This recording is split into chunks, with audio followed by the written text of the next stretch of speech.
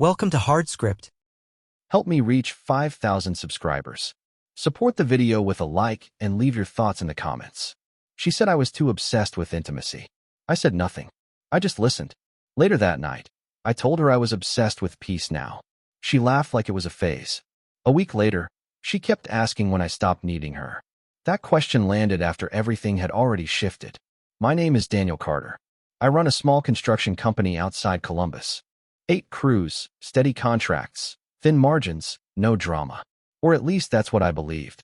I built the business the same way I built houses. Clean lines, redundancies, nothing left to chance. I track schedules, cash flow, materials, people. Especially people. My wife, Laura, ran HR. She said it made sense. She understood personalities, conflict, motivation. She knew how to keep the machine quiet. I let her inside the system because marriage is supposed to be trust with paperwork. She had access to everything that mattered. Payroll, internal messages, performance notes, the soft underbelly of the company. On Sundays, we shopped at Costco like clockwork. Same aisle order, same cart rhythm. Bulk chicken, paper towels, coffee pots. From the outside, we looked efficient. In sync. At home, she'd turn on Netflix and disappear into the couch, phone glowing in her hand. I'd sit at the kitchen table reviewing bids, telling myself this was normal. That marriages flatten out. That quiet meant stability. The first crack wasn't a message or a smell or lipstick. It was a delay, a half-second pause when I walked into the office one morning. Conversations that didn't stop, just shifted pitch. My foreman, Ryan, didn't meet my eyes right away. He was my best guy. Knew every site, every shortcut, every weak link. I trusted him with keys, codes, decisions I didn't have time to babysit. Laura told me I was reading too much into things. She said stress makes men paranoid. She said intimacy shouldn't feel like a demand. I nodded. I went quiet. At night, while she slept, I picked up my iPhone and started noticing patterns instead of messages. Timestamps. Overlaps. Silences. I didn't confront. I didn't accuse. I opened a note and wrote 3 words. Remove access first. The morning it all became clear, I didn't raise my voice. I loaded a duffel into my Chevy Silverado before sunrise. Tools, clothes, documents. No note. No explanation. I drove to the office like it was any other day, already knowing this was the last time they'd see me the same way. By noon, the system was ready to go quiet. By the time the crews broke for lunch, I had already stepped out of every group thread. No announcement. No explanation. I watched the typing bubbles appear and vanish, one after another, like fish hitting glass. I changed permissions slowly, methodically, the same way I schedule inspections. Payroll access first, then shared folders, then internal calendars. The company didn't collapse. It just stopped answering to the wrong voices. I drove to Home Depot and walked the aisles without buying anything. It had always been my neutral zone. Concrete dust on boots, fluorescent lights, men who didn't ask questions. I sat in the truck afterward and ate a cold sandwich, watching my phone stay silent. That silence felt earned. Ryan called once. I let it ring. Laura didn't. That was the part that mattered. She always called when control slipped. Instead, a few hours later, a single text came through asking if everything was okay at work. No name. No concern. Just a probe. I didn't respond. I turned the phone face down and went back inside the store. At home that night, she was on the couch, Netflix playing something loud and empty. She didn't look up when I walked past with a box. I took my time packing. Not in anger. In inventory. Clothes I actually wore. Documents I had scanned months ago. Hard drives she didn't know existed. When she finally noticed, she said I was being dramatic. She said men get distant when they feel exposed. I kept my back to her and finished sealing the box. I slept in the truck that night, parked behind the office. It wasn't symbolic. It was practical. In the morning, I rerouted company emails, set new admin credentials, and flagged every access point tied to her role. HR became an empty title in a locked room. By 8:30, the office manager was asking why approvals weren't going through. I told her I was streamlining. She accepted it. People always do when you sound calm.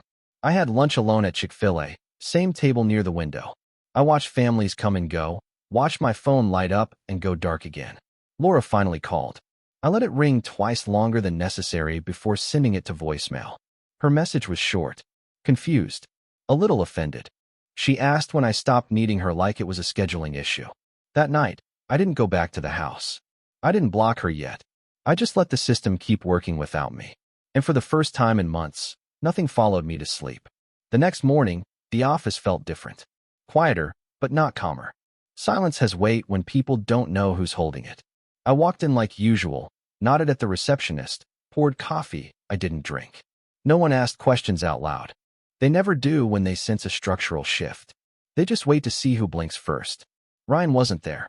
That wasn't unusual on paper, but my phone showed he'd logged into the project dashboard at 6:15 from an IP that wasn't a job site. I didn't confront it.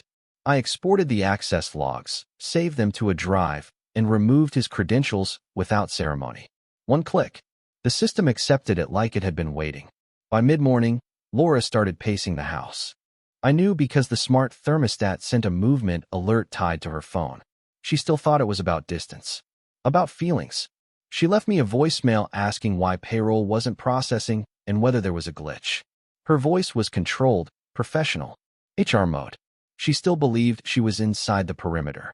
I spent the afternoon reviewing internal messages from the last 6 months. Not reading for emotion. Reading for alignment. Patterns. Who looped who in. Who stayed quiet when decisions were made. The picture came together without drama. Late nights justified as onboarding. Private check-ins framed as performance reviews. Ryan wasn't reckless. He was careful, which meant this wasn't an accident. It was a choice made slowly, with full awareness of where it would land. I stopped by Home Depot again, walked past the lumber, and sat on a bucket near the loading bay. Men around me talked about measurements and deadlines. Simple problems. I checked my iPhone once, then put it away. Laura had sent 3 more messages. Shorter now. Less professional. Control slipping through tone. That evening, I drove past the house, but didn't stop. Through the window, I saw the glow of Netflix flickering across the walls. The same show we used to half-watch while pretending we were still connected. She was curled into the corner of the couch, phone in her hand. Probably refreshing. Probably waiting for me to explain something she already knew. Instead, I parked 2 blocks away and finalized the last step. I removed her from the company cloud entirely. Years of access vanished in under a second. Calendars emptied. Files went dark. Her work identity evaporated without a confrontation to anchor it. Ryan texted me just after 9, asking if something was wrong with the system. No apology. No confusion. Just concern for continuity. I didn't answer. I archived the message and powered the phone down. That night, for the first time, I slept without checking anything. The system was sealed. And somewhere between the silence and the distance, I realized I wasn't angry. I was done. By Thursday, the questions stopped being subtle. The office manager asked if she should hold checks. A supplier emailed asking why approvals bounced back and signed. I answered everything calmly, with the same tone I used on inspectors. Temporary adjustment. Internal review. Keep moving. People don't push when you sound certain. Laura finally showed up at the office mid-morning. I watched her through the glass as she stood at the front desk, posture straight, jaw tight. She still looked like she belonged there. That was the illusion she was fighting to keep. When the receptionist told her I was unavailable, something in Laura's face cracked, just enough to register. She texted me immediately, asking where I was and why no one could find my schedule. I didn't reply. I was sitting in the truck a mile away, eating a late lunch from Chick-fil-A, watching the drive-through line coil around the building. Families, workers, kids in the back seat. Everyone moving forward because someone handed them the next step. I finished eating, wiped my hands, and turned my phone off again. Inside the system, the pressure was building. Ryan tried logging in from 3 different devices. Each attempt flagged automatically. I let the alerts stack up without reacting. Silence makes people reveal their priorities. By mid-afternoon, he emailed my personal account asking if he'd missed a memo. He said crews were confused. He said Laura was upset. He didn't ask about trust. He asked about access. I drove back to the office after hours, when the parking lot was empty. I boxed the last of my things quietly. No rush. No anger. Just removing weight. On the wall was a framed photo from our first big project, all of us standing in front of a half-finished building, arms crossed, proud. I left it there. Let it belong to whoever still needed it. That night, Laura left 6 voicemails. The tone shifted with each one. Confusion gave way to irritation, irritation to accusation. In the last message, she said I was punishing her instead of talking.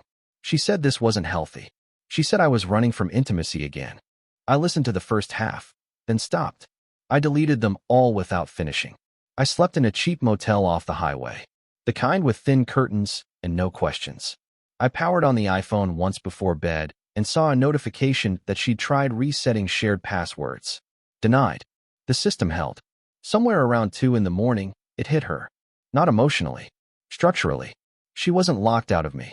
She was locked out of everything that used to answer when she spoke. And there was nothing left for her to argue with. Friday morning, I woke up before my alarm. That hadn't happened in years. No notifications waiting. No missed calls stacked like demands. Just quiet and the hum of the air unit. I sat on the edge of the bed and realized I didn't feel empty. I felt organized. At 7:30, the bank called. Not with a problem. With a confirmation. Accounts separated. Signatures verified. Contingencies cleared.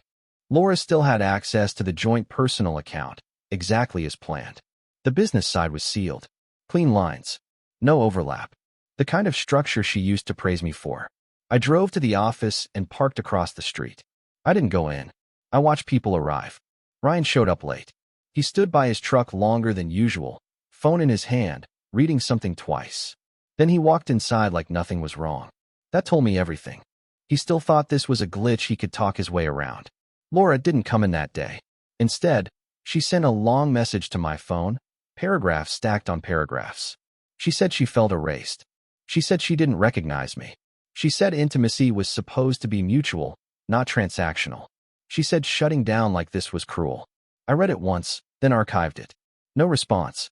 No correction. Silence is clearer than debate. I spent the morning at Home Depot again, not buying, just moving.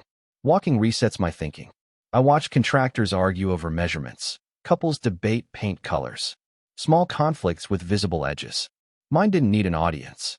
I sat on a pallet near the exit and reviewed one last folder on my phone. Photos, timestamps, internal notes. Not for revenge. For closure. I didn't need proof to win. I needed proof to never doubt myself later. Around noon, Ryan finally called my personal line. I let it ring.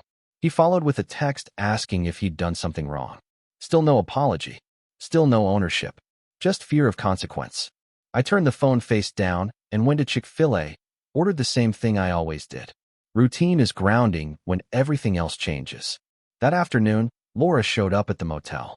I watched her from the window as she knocked, then stepped back, arms crossed.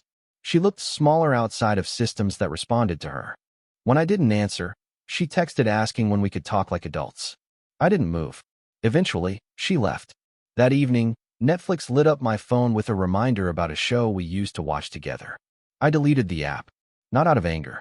Out of accuracy. That version of my life was finished, and I wasn't going to keep the background noise. By nightfall, everyone involved understood one thing. I wasn't disappearing. I was disengaging. And there was nothing left for them to pull on. Saturday stripped away the distractions. No office noise. No crews calling. Just space where reactions usually lived. I woke early, checked the phone once, and set it back down. No new messages. That meant they were regrouping. People only go quiet when they're comparing notes. By mid-morning, the pressure shifted. The office manager called, voice careful, asking who should sign off on a material order scheduled for Monday. I told her I'd handle it remotely. She didn't argue. Authority doesn't need proximity. It just needs clarity. I drove past Costco out of habit and didn't pull in. That used to be our shared routine, bulk decisions made together, pretending efficiency was intimacy. I kept driving. Some patterns only look stable because no one stops them. Ryan finally sent a longer message. Not defensive this time. Reflective. He said things had crossed a line and he wanted to explain. He said Laura was struggling and that maybe we should all sit down like professionals. I read it twice. He still framed it as a group issue. A misunderstanding. He still believed conversation could restore what access once guaranteed. I didn't respond. Instead, I forwarded his message to my archive folder and locked it. Explanation is a currency for people who still have leverage. That afternoon, Laura tried a different angle. She emailed me photos from early in our marriage. Trips. Smiles. A house we'd just bought, standing in front of it like a promise. The message underneath was short. She said she missed when things were simple. She said she didn't recognize this version of me. She asked when peace became more important than connection. I didn't answer. I turned the phone off and went inside Home Depot, walked the full length of the store without stopping. Tools, materials, systems built to do one job well. No confusion about purpose. That steadied me. When I turned the phone back on, there was a voicemail from her mother asking if I was okay. Concern dressed as curiosity. I deleted it without listening. I wasn't going to let this become a public discussion. That evening, I ate alone again at Chick-fil-A, same quiet table. I watched couples argue softly, families negotiate dessert, conflict with edges, beginnings, endings. Mine had already passed its conclusion. They just hadn't accepted it yet. Back at the motel, I opened my laptop and scheduled one final change. Effective Monday, Ryan would be reassigned pending review. Temporary. Procedural. No accusation attached. Just removal from the center. Systems don't punish. They redistribute load. As I closed the screen, it settled in. They weren't panicking because I was leaving. They were panicking because nothing they said was pulling me back in. And silence, once established, is very hard to interrupt. Monday morning arrived without ceremony. I didn't dress differently. I didn't rehearse anything. I drove like it was any other start to the week, parked where I always had, and walked in through the side door. The building didn't react. Buildings never do. People do. Ryan was already inside. He stood when he saw me, then hesitated, like he was waiting for a cue that never came. I nodded once and kept walking. No confrontation. No acknowledgement beyond existence. That unsettled him more than anger ever would. I went straight to my office and closed the door. The first thing I did was turn my phone face down. I didn't need to see it to know Laura was watching the read receipts. I logged into the system and watched the reassignment take effect in real time. His permissions narrowed. His scope reduced. Not fired. Not accused. Just moved out of the center where trust used to live. By mid-morning, the office settled into a new rhythm. Questions routed correctly. Approvals flowed through one channel. No one mentioned Laura. Her absence was louder than any goodbye would have been. HR had become a locked file instead of a voice in the hallway. She called around noon. I let it go to voicemail. Her message was calmer than before. Measured. She said she understood now that I needed space, but that disappearing wasn't the same as healing. She said intimacy didn't have to mean control. She asked when we could talk privately, without lawyers or systems or distance. I deleted the message without finishing it. Timing matters. Hers was gone. I stepped out for lunch and went to Chick-fil-A again. Same order, same seat. Routine wasn't avoidance. It was reinforcement. I watched my phone light up once, then go dark. Ryan didn't call. Laura didn't text again. The system was teaching them how to behave without me explaining it. That afternoon, I stopped by Home Depot on the way back. Picked up nothing. Just walked. I thought about the early days of the company, when I did everything myself. No shared access. No blurred roles. Just responsibility and outcome. I wasn't going backward. I was returning to baseline. When I got back to the office, there was an envelope on my desk. Handwritten name. Laura's. Inside was a single page.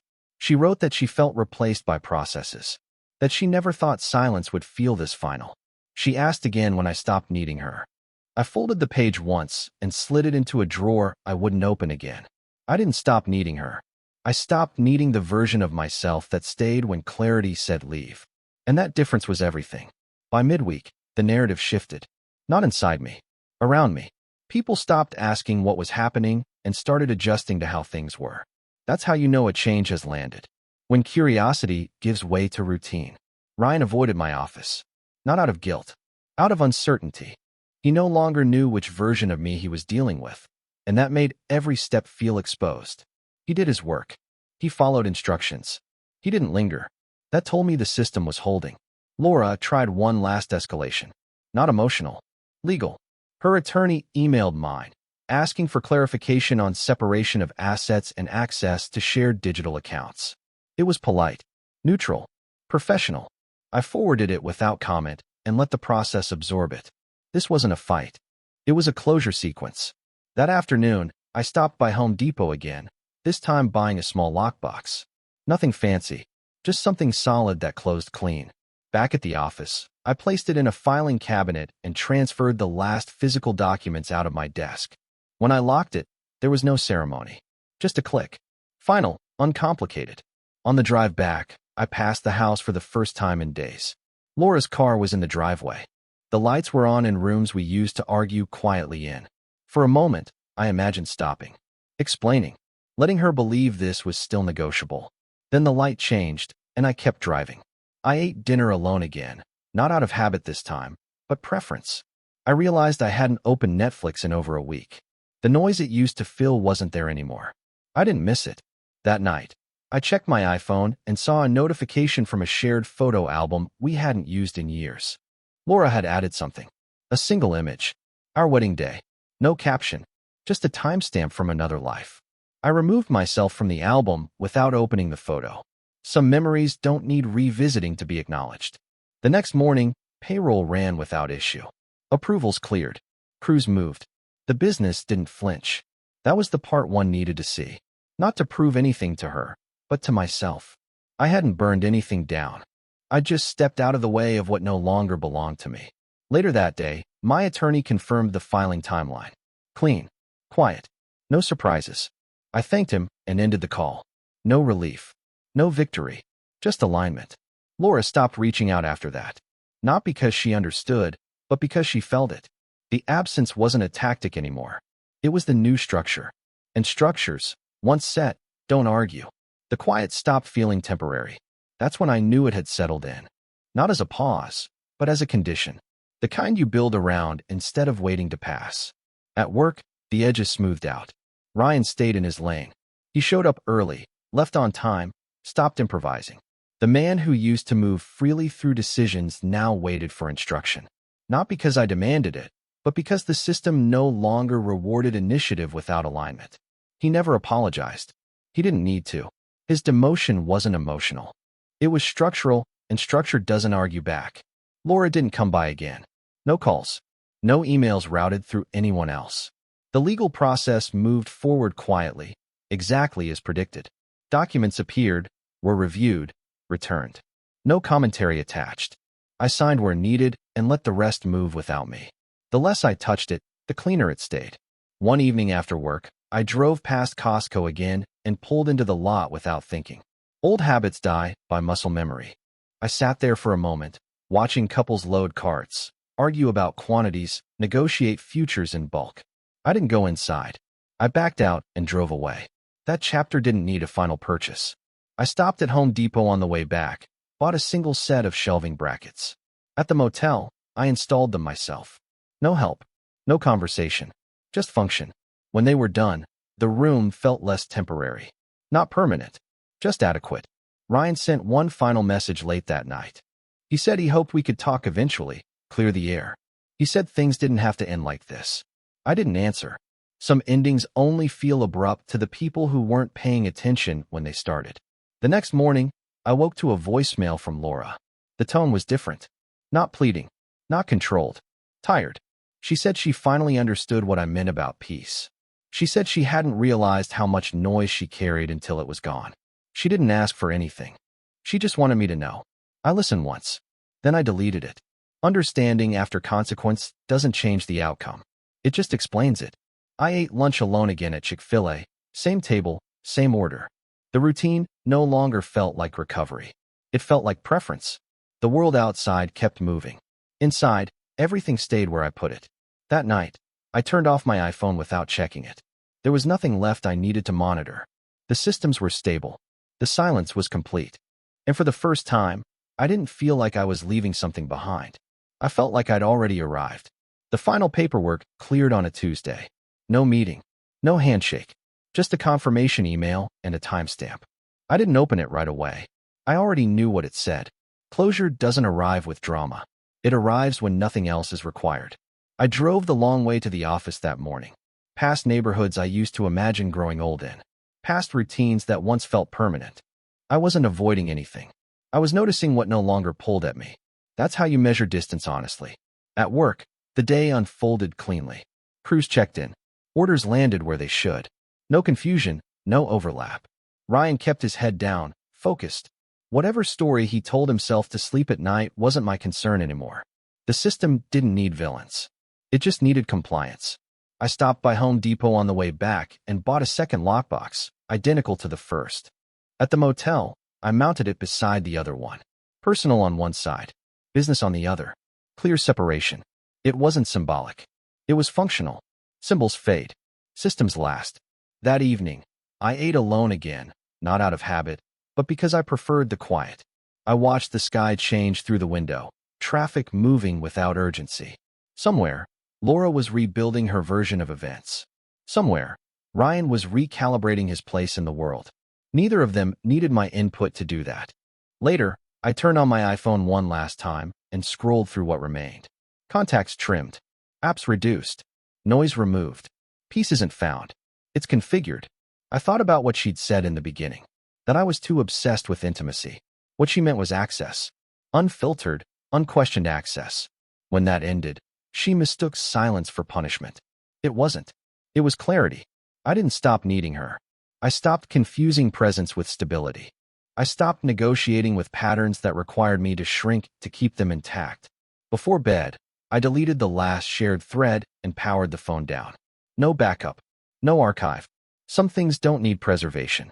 The next morning, I woke up without checking anything. No system alerts.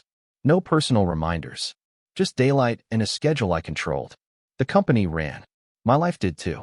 Some people leave loudly so they can be heard. I left quietly so nothing could follow. Peace didn't ask me questions. It didn't demand reassurance. It just stayed. And that was enough. Real men don't explode. They exit.